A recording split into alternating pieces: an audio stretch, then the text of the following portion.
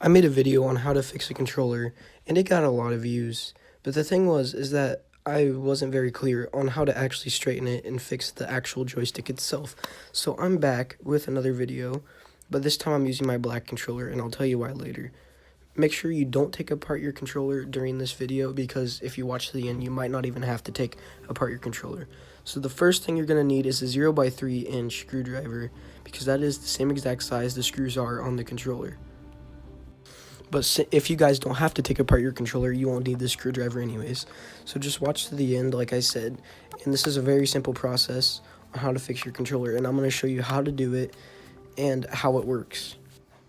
So here you are given two options. One is hard, which requires you to take apart your controller and possibly break it if you're not careful.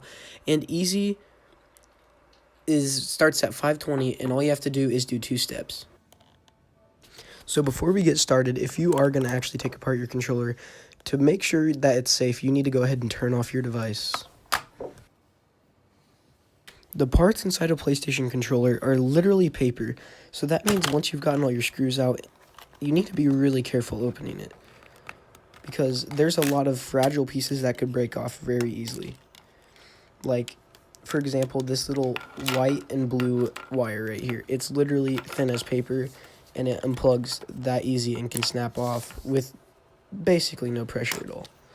And after you get that unplugged, you're going to need to unplug your battery. It's really important that you have your controller turned off because otherwise you may arc and destroy your circuit board.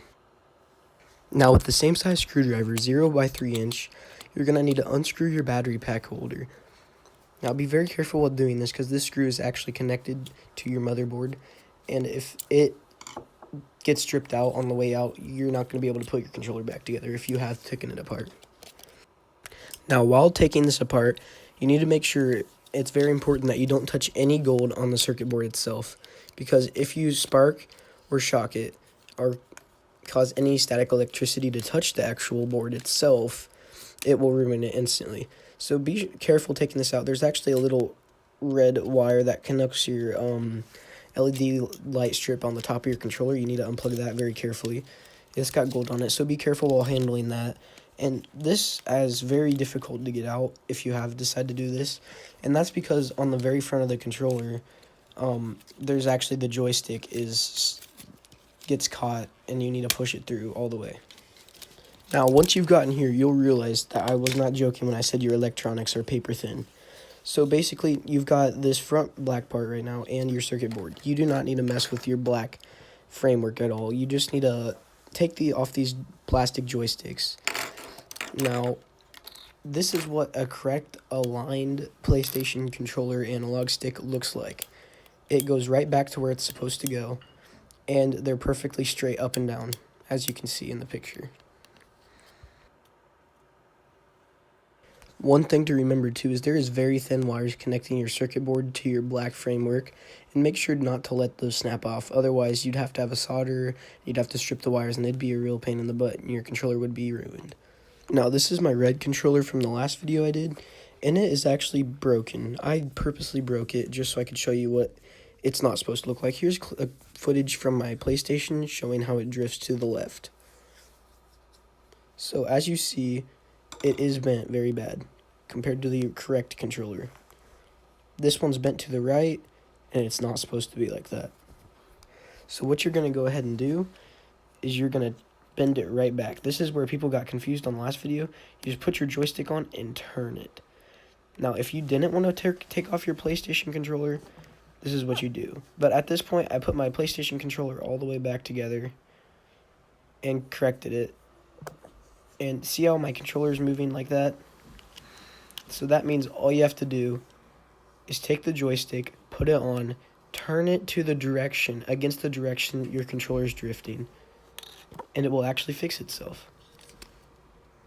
Now, once you've done that, you're going to want to put your controller back together if you've decided to take it apart. This, once again, if you've taken apart your wire, this is the hard way. Like I said earlier when I said be careful about the wires, I broke mine off, sadly. So, see the little red wire? It broke off. So, now here's a time lapse of me putting back together my black controller.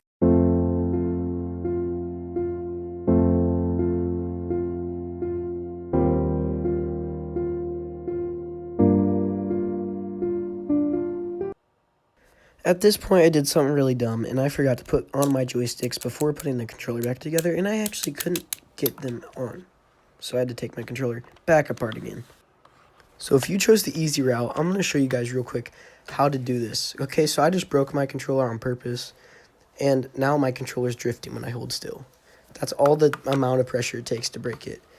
And then, look, the second I turn it back, it's fixed. So I'm going to go ahead and put a diagram up on the screen for you how to fix your controller.